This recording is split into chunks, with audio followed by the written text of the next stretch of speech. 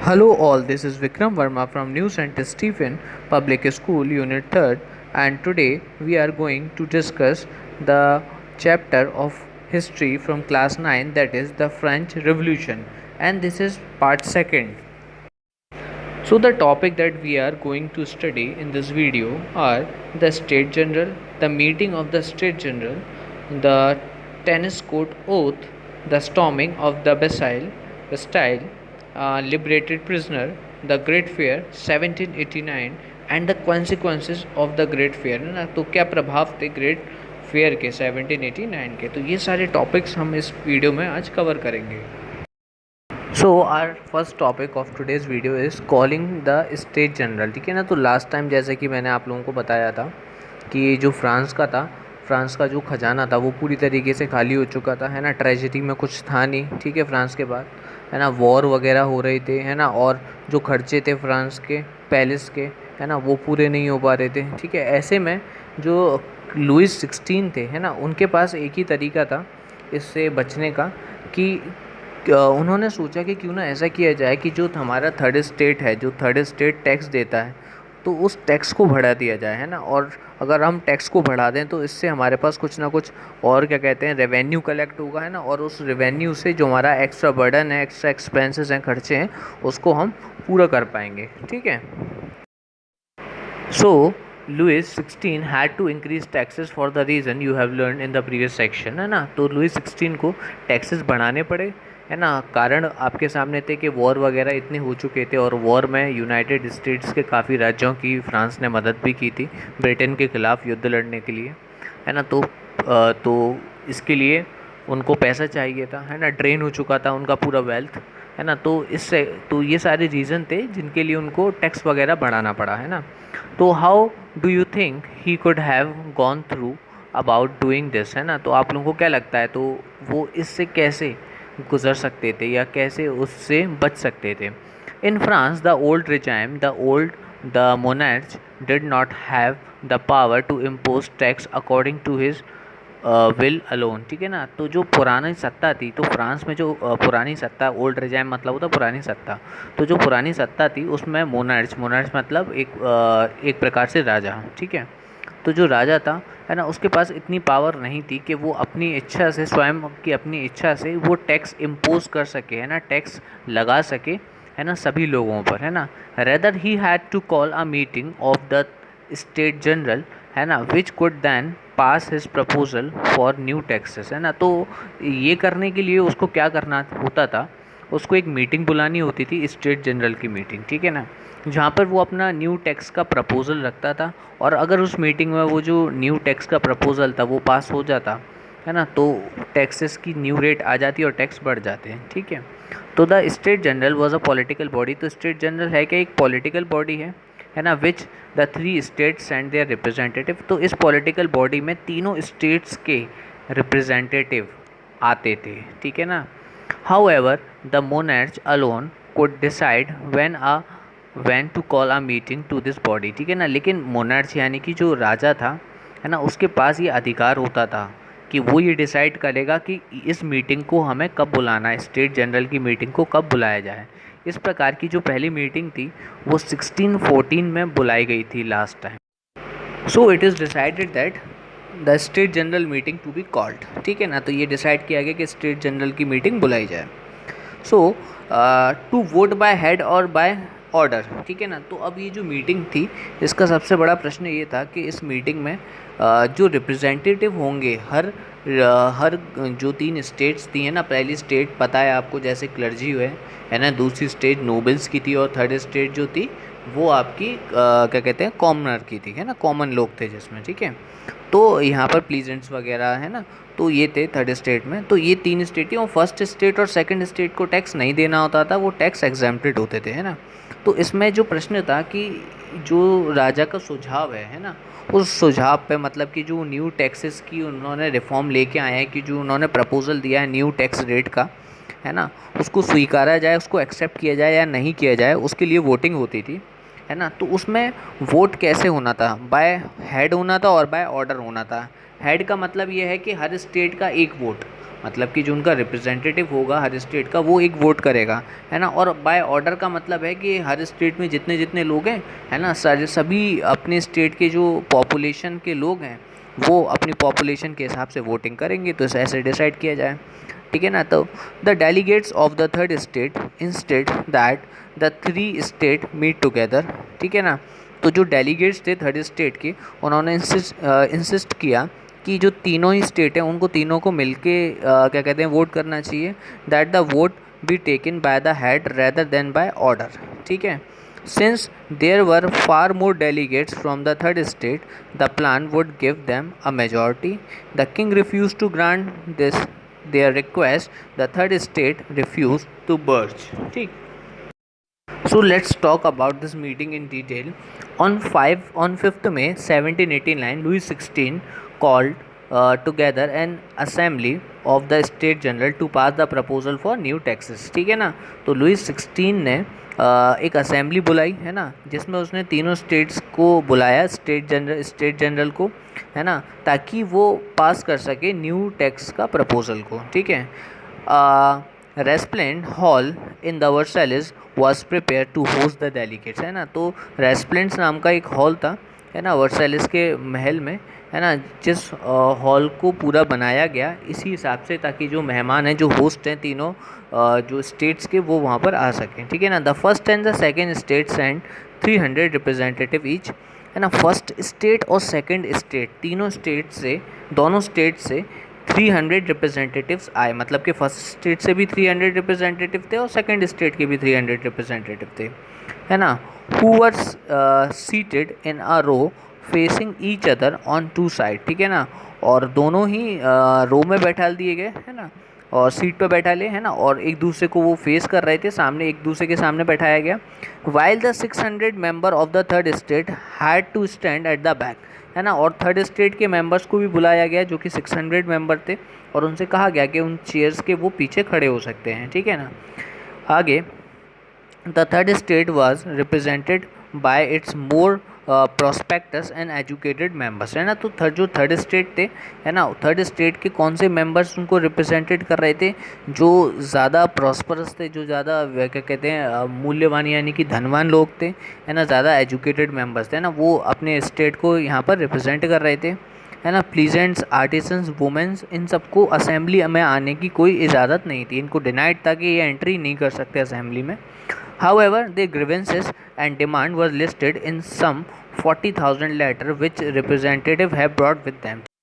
लेकिन जो उनकी शिकायतें थी, उनकी जो ग्रीवेंसेस थी और जो उनकी डिमांड थी, उनकी डिमांड और जो उनकी शिकायतें थी वो सब 40,000 लेटर्स में लिस्टेड थी, है ना। वो सब लिखा हुआ था, 40,000 लेटर्स थे, और जो रिप्रेजेंटेटिव अपने साथ उस असेंबली में उन शिकायतों को और उन डिमांडों को अपने साथ लेके आए थे, ठीक है। सो इस प्रकार से स्टेट जनरल की मीटिंग बुलाई गई, ठीक है ना। और what is the cause of that meeting, to pass a proposal for new taxes, है ना। न्यू टैक्स का प्रपोजल पास करने की ये मीटिंग बुलाई गई थी, ठीक है। और ये रेस्टोरेंट हॉल में बुलाई गई थी वर्साइलेस के, ठीक है, जिसमें सभी डेलीगेट्स को, सभी होस्ट को बुलाया गया था, है ना। फर्स्ट और सेकंड स्टेट, जैसा मैंने बताया कि 300 रिप्रेजेंटेटिव थे दोनों स्टेट से, ईच से मतलब 600 लोग थे टोटल, फर्स्ट और सेकंड स्टेट को मिला के, है ना, जिनको सीट दी गई थी, जिनको बैठाया गया था, है ना, सामने आमने सामने रो में, है ना, एक दूसरे के सामने फेस करके बैठाया गया था। और जो 600 लोग थे थर्ड स्टेट को जो रिप्रेजेंट कर रहे थे, है ना, उनको बैठाया नहीं गया था, उनसे कहा गया था कि आप चेयर के पीछे वहीं पर खड़े रहेंगे, ठीक है। और जो प्लेजेंट्स, आर्टिसंस, वुमेन, ये जो मेंबर्स थे थर्ड स्टेट के लोगों के, है ना, उनको डिनाइड था कि वो लोग नहीं आ सकते। लेकिन जो थर्ड स्टेट में जो ज़्यादा पढ़े लिखे, जो धनवान लोग थे, जो प्रॉस्परस लोग थे, पैसे वाले लोग थे, उनसे कहा गया था कि आप रिप्रेजेंटेटिव बन के आइए, ठीक है। तो ये था एक मीटिंग, जो स्टेट जनरल की मीटिंग इस हिसाब से हुई थी, है ना, वर्साइलेस में, ठीक है। आगे देखते हैं। Now the talk about the voting, है ना, वोटिंग कैसे होनी थी। Voting in the state general in the past has been conducted according to the principle that each state had one vote, ठीक है। तो अभी तक जो वोटिंग होती आती थी स्टेट जनरल में, है ना, वो वोटिंग का कुछ तरीका ऐसा था कि हर जो स्टेट था उसको एक वोट दिया जाता था ना, उसका सिद्धांत था उस मीटिंग का, स्टेट जनरल की मीटिंग का, कि हर स्टेट को एक वोट का अधिकार होता था, है ना। So this time to Louis 16 was determined to continue the same practice, है ना। तो इस बार भी लुइस जो 16 थे, है ना, वो सेम तरीका दोहराना चाहते थे, ठीक है ना। लेकिन ये डिसएडवांटेज था यहाँ पर थर्ड स्टेट के लिए, क्योंकि जो फर्स्ट स्टेट और सेकंड स्टेट टैक्स फ्री हुआ करते थे ना, उनको कोई फ़र्क नहीं पड़ता था टैक्स कितना भी बढ़े या घटे, ठीक है ना। दूसरी तरफ किंग के लिए भी ये फ़ायदेमंद था अगर टैक्स बढ़ता, लेकिन जो पूरा बर्डन होता टैक्स का वो किस पे आने वाला था, थर्ड स्टेट पे, ठीक है ना। तो अगर इस हिसाब से वोटिंग होती तो जो मेजॉरिटी होती वो किसकी होती, फर्स्ट और सेकंड स्टेट की मिला के मेजॉरिटी होती, और न्यू जो प्रपोजल था टैक्स का वो आ जाता, ठीक है। आगे, but the member of the third state demanded that the voting now be conducted by assembly as a whole, है ना, where each member would have one vote, ठीक है ना। लेकिन अब जो थर्ड स्टेट था, है ना, थर्ड स्टेट में अब थर्ड स्टेट ने अपनी डिमांड रखी कि वोटिंग जो होनी चाहिए वो पूरी असेंबली में होनी चाहिए, है ना, और हर मेंबर के पास एक वोट का अधिकार होना चाहिए। मतलब जो 300 मेंबर थे आपके फर्स्ट स्टेट में, है ना, दूसरी स्टेट में अभी 300 मेंबर थे, और जो थर्ड स्टेट थी उसके 600 लोग आए थे, जैसा कि मैंने बताया था। तो इस हिसाब से पर मेंबर पर वोट, है ना, एक मेंबर का एक वोट होना चाहिए, ठीक है। This was one of the democratic principle put forward by the philosopher like the Rousseau in his book the social contract, है ना। इस प्रकार का एक डेमोक्रेटिक जो प्रिंसिपल था, है ना, ये डेमोक्रेटिक जो प्रिंसिपल था, ये हम महान फिलोसोफर रूसो की किताब में जो सोशल कॉन्ट्रैक्ट नाम की मैंने पिछली बार आपको बताया था कि जो सोशल कॉन्ट्रैक्ट नाम की बुक है जो कि रूसो ने लिखी है ना। तो ये जो विचार था 1 पर्सन 1 वोट वाला जो विचार था, ये रूसो की बुक सोशल कॉन्ट्रैक्ट से ही आया था, है ना। When the king rejected this proposal, the member of the third state walk out of the assembly in protest, है ना। तो जब किंग ने देखा कि इस प्रकार का अगर प्रपोज़ल अगर उन्होंने पास कर दिया तो हो सकता है कि न्यू टैक्स का जो उनका प्रपोज़ल है वो क्या कहते हैं, वो प्रस्तावित नहीं हो पाएगा, वो एक्सेप्ट नहीं हो पाएगा, है ना। तो किंग ने रिजेक्ट कर दिया उनका प्रपोज़ल कि जो अभी तक जैसे स्टेट असेंबली में, है ना, अभी तक जैसे वोटिंग होती आई है कि हर स्टेट को एक वोट मिलेगा, है ना, उसी प्रिंसिपल के हिसाब से वोटिंग होनी चाहिए, है ना। लेकिन जो थर्ड स्टेट था उसने वॉकआउट कर दिया असेंबली से, है ना, प्रोटेस्ट में, है ना, कि इस हिसाब से वोटिंग नहीं होगी, ठीक है। आगे अब अगला टॉपिक है हमारा टेनिस कोर्ट ओथ, देखते हैं अब इसे। So tennis court oath 20 June 1989 the representative of the third state assembled at indoor tennis stadium in Versailles, ठीक है ना। तो वर्सैलिस मैंने बताया था पैलेस बहुत बड़ा पैलेस है ये, है ना, और अभी भी स्थित है ये। तो वर्सैलिस का जो कोर्ट था, है ना, जो वर्सैलिस महल था उसमें एक इंडोर टेनिस का कोर्ट था, है ना। उस इंडोर टेनिस के कोर्ट में रिप्रेजेंटेटिव जो थे थर्ड स्टेट के वो असेंबल्ड हुए, है ना। They declare themselves a national assembly, है ना, और उन्होंने अपने आप को नेशनल असेंबली होने की घोषणा की, है ना। They give themselves the power to pass the law on behalf of the French people, है ना, और उन्होंने कहा कि उनके पास अब पावर है ना, फ्रेंच पीपल के बिहाफ पर, उनके बिहाफ पर लॉ पास करने की, ठीक है। तो कुछ और बातें इससे जुड़ी हुई, है ना। They had led by the Mirabeau, है ना, born in a normal family and the Abbe Sieyes originally a priest, है ना। तो इन दोनों, ये जो मैंने आपको बताया कि नेशनल असेंबली उन्होंने अपने आप को डिक्लेयर किया और उन्होंने कहा कि हम लॉ पास करेंगे फ्रेंच पीपल के बिहाफ से, है ना। तो इसमें दो लोगों की का जो रोल था वो सबसे बड़ा था। एक थे इसमें मैरेबू नाम के व्यक्ति, है ना, जो कि नोबल फैमिली में जिनका जन्म हुआ था, और दूसरे थे एबी स्लेयर।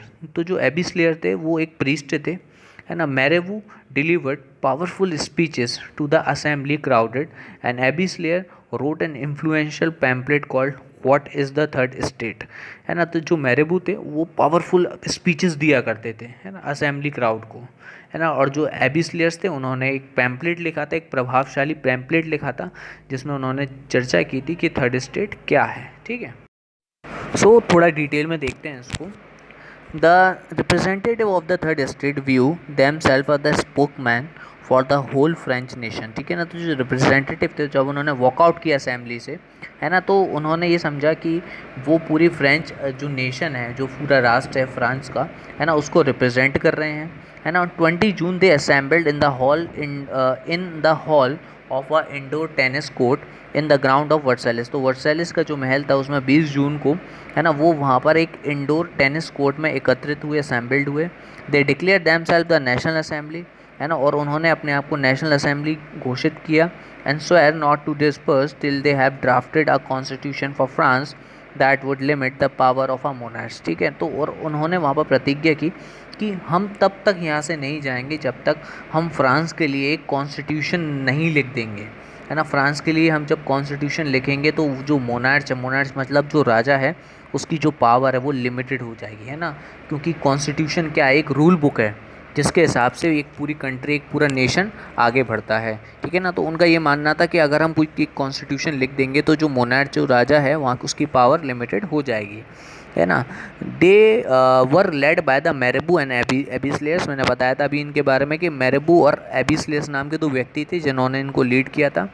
मैरेबू जो थे एक नोबल फैमिली से बिलोंग करते थे, है ना, and but was convinced to the need to do away with the society for the feudal privileges. He bought out a general and delivered powerful speeches to the crowd assemble at Versailles. ठीक है ना, तो एक Nobel family के थे, लेकिन उनका ये मानना था कि जो प्रिविलेज मिल रहा था फ्यूडल सिस्टम के हिसाब से, है ना, फर्स्ट स्टेट और सेकंड स्टेट के लोगों को, है ना, वो ठीक नहीं है ना। पूरी सोसाइटी में जो अलग से जो अधिकार मिल रहे थे फर्स्ट स्टेट और सेकंड स्टेट के लोगों को, नोबल्स को बेसिकली, और क्लर्जी या चर्चमैन को, तो उनका इसमें विश्वास नहीं था, है ना। तो उन्होंने इसके लिए कुछ इन्फ्लुएंशियल स्पीचेस दी, जनरल्स लिखे उन्होंने, आर्टिकल्स लिखे, है ना, और वर्सेलिस में जो लोग क्राउडेड जो जमा था, है ना, उनके सामने बहुत पावरफुल स्पीचेस दी उन्होंने।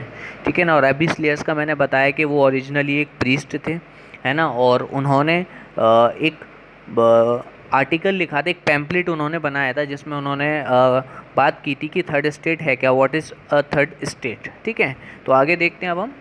Here on the screen you can see a painting was intended to be hung at the National Assembly, है ना, और एक स्केच था लार्ज पेंटिंग का, है ना। ये आप देख सकते हैं यहाँ पे टेनिस कोर्ट ओथ यहाँ पर हो रही है। देखिए सब लोग अपने हाथ उठाकर यहाँ पर ओथ ले रहे हैं। ओथ का मतलब आप समझते हैं क्या होता है, प्रतिज्ञा होती है ना। तो उन्होंने वहाँ पर एक ओथ ली थी कि वो जब तक वहाँ से नहीं जाएंगे, जब तक वो क्या नहीं लिखेंगे, कॉन्स्टिट्यूशन वहाँ पे ड्राफ्ट नहीं करेंगे। कहाँ के लिए? फ्रांस के लिए, है ना। तो ये बहुत फेमस इंसिडेंस है जिसको हम कहते हैं टेनिस कोर्ट ओथ, है ना। टेनिस कोर्ट इसलिए बोला जाता है क्योंकि ये टेनिस कोर्ट की जगह पर हुई थी, और ओथ यानी कि प्रतिज्ञा, है ना। तो जब उन्होंने वॉकआउट किया था स्टेट जनरल की असेंबली से, है ना, और उन्होंने फिर उस टेनिस कोर्ट में एक प्रतिज्ञा ली थी, ओथ ली थी कि they will not move until they drafted a constitution for the France and to limited the power of the monarch. So in the story of French Revolution, the next incident that took place was the storming of the Bastille. So on 14 July 1789, due to the severe winter, the harvest was not good, the price of the bread rose, and hoarder exploit the situation where there was not enough supply of their daily bread. Angry women stormed into the shops. Rumors spread that the king had ordered Swiss troops to move into the city, fearing for their lives. Some 7,000 men and women broke into the number of government buildings in search of arms. Agitated crowds stormed and destroyed the prison Bastille. The day that followed saw more rioting both in Paris and the country side. ठीक है, तो जो incident के बारे में हम बात कर रहे हैं, बेस्टाइल का जो इंसिडेंट है ना, ये 14 जुलाई 1789 में हुआ था। तो बात उन दिनों की है ना, जब सर्दियाँ बहुत ज़्यादा थी, है ना, बहुत सर्व विंटर हुआ था, बहुत कोल्ड विंटर था। ठीक है, जो हार्वेस्ट था वो अच्छा नहीं था, है ना, जो क्रॉप का ग्रो हुआ था वो अच्छी क्रॉप ग्रो नहीं हुई थी, प्रोडक्शन क्रॉप का अच्छा बिल्कुल नहीं हुआ था, है ना। जो प्राइस था ब्रेड का वो बहुत ज़्यादा बढ़ चुका था, है ना, और यही कारण था कि उस समय लोगों के अंदर बहुत गुस्सा भरा हुआ था, क्योंकि क्रॉप का प्रोडक्शन हो नहीं पाया था, ज़्यादा क्रॉप्स थे नहीं, ठीक है, उस समय। और जो प्राइस था ब्रेड का वो भी बढ़ रहा था, टैक्स भी बढ़ते जा रहे थे, है ना। There was not enough supply of their daily bread, है ना।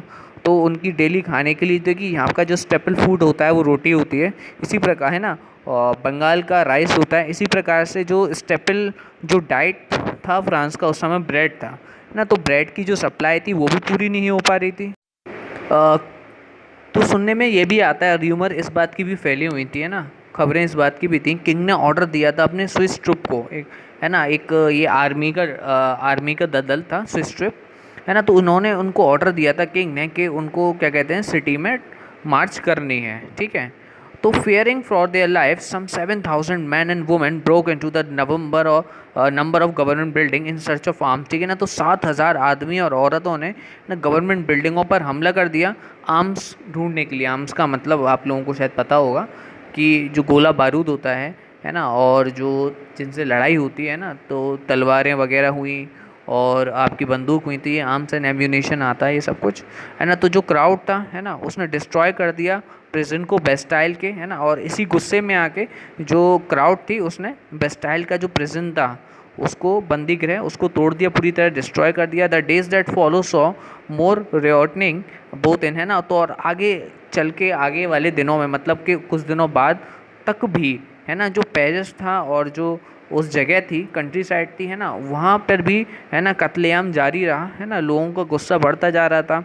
और दूसरी तरफ जो स्विस ट्रिप था, है ना, जिसको ऑर्डर दिया था किंग ने, है ना, कि उसको मार्च करना है सिटी में, है ना। तो दोनों तरफ से क्या कहते हैं बात आगे बढ़ने लगी और बहुत ज़्यादा खून खराबा हुआ, रॉयटनिंग हुई, दंगे हुए सिटी में, पेरिस में भी, ठीक है। तो ये था एक हादसा स्टॉर्मिंग बेस्टाइल किले की। बेस्टाइल जो था एक, बेसिकली मैंने क्या बताया था आप लोगों को कि ये प्रिजनर, यहाँ पर प्रिजन था, ये प्रिजनर रखे जाते थे बेस्टाइल में, पॉलिटिकल प्रिजनर थे वो रखे जाते थे, ठीक है। पेरिस में था ये।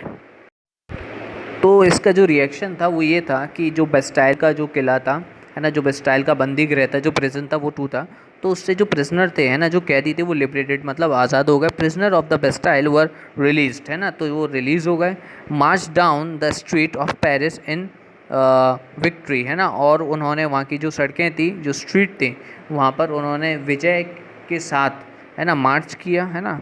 तो it was a great symbolic event, one which is still celebrated in France every year, है ना। तो एक प्रकार से जो राजशाही थी, राजशाही हम कह सकते हैं, जो राजा था, जो मोनेट्स वाला सिस्टम होता है जिसमें किंग के पास अधिकार होते हैं, है ना, तो स्टेट की प्रॉपर्टी यूज़ करने के, है ना। तो इसी प्रकार से जो मोनेट सिस्टम था, जो राजशाही चल रही थी फ्रांस में, है ना, उसी के चलते जब जनता ने, है ना, गुस्से में आकर इतना इतना बड़ा कदम उठाया कि पूरा किला, जो प्रिजनर था, जो पूरा प्रिजन था बेस्टाइल का, उसको तोड़ दिया, है ना। तो जो वहाँ के कैदी थे, है ना, वो रिलीज़ होके सड़कों पर जब डोल रहे थे, तो उनको एक प्रकार से वहाँ का विजय का अनुभव था वहाँ की जनता को, है ना। और ये एक ऐसा इंसिडेंट है ना, जो आज भी सेलिब्रेट किया जाता है। और इसका कॉन्सिक्वेंस, यानी कि इसका परिणाम ये हुआ कि face the power of his revolting subject, Louis 16 finally accorded recognition to the national assembly. तो ये जो विद्रोह हुआ था, जो रिवॉल्ट हुआ था, है ना, इस रिवॉल्ट को देख के जो लुइस 16 थे, है ना, उसने नेशनल असेंबली को मान्यता दे दी थी, ठीक है। Here on the screen you can see the Paris of today, the Bastille Market, the famous Bastille Market you can see on the screen. So जो अगला इंसिडेंस है इसको ग्रेट फेयर कहा जाता है ना। ये भी 1789 में हुआ था, है ना। जुलाई का अंत था और अगस्त की शुरुआत, ये beginning of August. There was a riots in the countryside, है ना। तो ग्रामीण इलाकों में दंगे होना शुरू हुए बच्चों। कंट्री साइड बेसिकली ग्रामीण इलाकों को कहा जाता है, ठीक है। और रॉइट्स का मतलब होता है दंगे, है ना। तो जुलाई का अंत था और अगस्त की शुरुआत थी, उस समय ग्रामीण इलाकों में दंगे हुए। Prisons burn their nobles chateaux and destroyed documents which contain their feudal obligations, ठीक है ना। तो जो किसान थे उन्होंने नोबल्स के चैट्रॉक्स का मतलब फोर्ट, है ना, तो जहाँ पर वो रहते हैं तो उसको जला दिया, है ना। चैट्रॉक्स को उन्होंने पूरी तरीके से जला दिया, है ना। और जो डॉक्यूमेंट्स, मतलब जो दस्तावेज थे उनके, है ना, उनको भी डिस्ट्रॉय कर दिया, है ना। तो जो नोबल्स के दस्तावेज थे जिसमें फ्यूडल ऑब्लिगेशंस थे, है ना, फ्यूडल होने के पूरे उनके दस्तावेज थे, है ना, उनको भी पूरी तरीके से डिस्ट्रॉय कर दिया उन्होंने, है ना। तो ये ग्रेट फेयर था 1789 का। So the consequence of the great fear, तो ग्रेट फेयर के क्या प्रभाव हुए, ठीक है।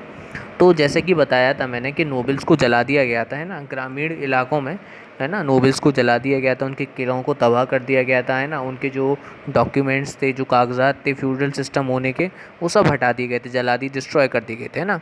तो the national assembly response to the great fear, तो जो नेशनल असेंबली था ना, उसकी क्या प्रतिक्रिया थी ग्रेट फेयर के लिए। 4 अगस्त 1785 one by one the member of the nobility and clergy rose to give up, ठीक है ना। तो 4 अगस्त 1789 एक एक करके जो नोबिलिटी और क्लर्गी, है ना, जो भी मेंबर्स थे इनके, उन्होंने एक एक करके हार मान ली, ठीक है ना। फ्यूडल ड्यूज, है ना, सेफ्ड्रम, टिट्स, है ना, hunting and fishing right and personal privileges, है ना। In one night the feudalism was destroyed in the France, तो एक ही रात में जो फ्यूडल सिस्टम था वो पूरे फ्रांस से ख़त्म हो चुका था, ठीक है। तो ये कुछ चीज़ें थी जो जो उस समय ख़त्म हो गई थी फ्यूडल सिस्टम के साथ, जैसे कि फ्यूडल ड्यूज थे, टैक्सेस थे, जो बकाया, ड्यूज का मतलब होता है बकाया, है ना, तो जो फ्यूडल टैक्स जो बकाया थे वो सब ख़त्म हो गए, है ना। सेफ्ड्रम, है ना, सेफ्ड्रम बच्चों क्या है, एक सिस्टम है ना, एक स्लेवरी का सिस्टम है, आप इस प्रकार से कह सकते हैं, एक लेबर सिस्टम है ना सेफ्ड्रम। इसमें सर्फ का क्या मतलब होता है, सर्फ का मतलब लेबर होता है बेसिकली ना, बॉन्डेड लेबर होता है ना, जो किसी एक जगह पर, है ना, किसी अपने मालिक के लिए बॉन्डेड, यानी कि हमेशा से बंधुआ मजदूर के तौर पर काम करती है। तो ये सिस्टम था पूरी तरीके से ख़त्म हो गया, टिट्स ख़त्म हो गए, हंटिंग और फिशिंग के जो अधिकार थे वो वापस मिल गए, है ना, सार्वजनिक अधिकार, है ना, पर्सनल जो प्रिविलेजेस थे, है ना, वो मिल गए। तो एक रात में जो फ्यूडल सिस्टम था, जो फ्यूडलिज्म था, है ना, सामंतवाद, है ना, फ्यूडलिज्म को सामंतवाद कहा जाता है हिंदी में, तो जो फ्यूडलिज्म था वो पूरी प्रकार से, है ना, डिस्ट्रॉय हो चुका था, है ना। टिट्स वॉज एबॉलिश, है ना, टिट्स ख़त्म हो चुके थे। Land owned by the churches was confiscated, है ना, तो जो लैंड किसके कब्ज़े में थी, चर्च के कब्ज़े में थी, है ना, उसको वापस से उसका अधिकार गवर्नमेंट को दे दिया गया, ठीक है। उनसे जो उनकी जो ज़मीन थी वो वापस से ज़ब्त कर ली गई, चर्च की ज़मीन है, ठीक है। हाँ, तो इसके जो कॉन्सिक्वेंसेस हुए फेडरलिज्म ख़त्म होने के, वो थे कि जो टिट्स थे उनको एबॉलिश कर दिया गया। टिट्स का मतलब बेसिकली जो कर थे, जो टैक्स थे, वो उनको पूरी तरीके से ख़त्म कर दिया गया, जो फ्यूडल सिस्टम के अंदर आते थे, है ना। जो लैंड चर्च के पास थी, है ना, वो लैंड को जब्त कर लिया गया, जो ज़मीन है चर्च के पास जिनका अधिकार था। Clergy were force to give up their privileges, है ना, जो क्लर्गी हुआ करते थे, यानी कि जो चर्च में फादरी हुआ करते थे, है ना, उनके जो स्पेशल प्रिविलेजेस थे, है ना, जो उनके स्पेशल अधिकार थे, वो सारे अधिकारों से छीन लिए गए, है ना। गवर्नमेंट को करीबन ये कह सकते हैं कि 2 बिलियन लिवर्स का कह रहे हैं फ़ायदा हुआ था, है ना, अधिकार मिला था, है ना। असेट्स का मतलब होता है संपत्तियाँ, है ना, तो गवर्नमेंट को 2 बिलियन लिवर्स की संपत्तियाँ मिलती। लिवर्स मैंने पहले ही बताया था आप लोगों को, है ना, ये एक प्रकार से आप समझिए कि करेंसी है जो कि फ्रांस में उस समय यूज़ होती थी, है ना। तो ये फ़ायदा हुआ था।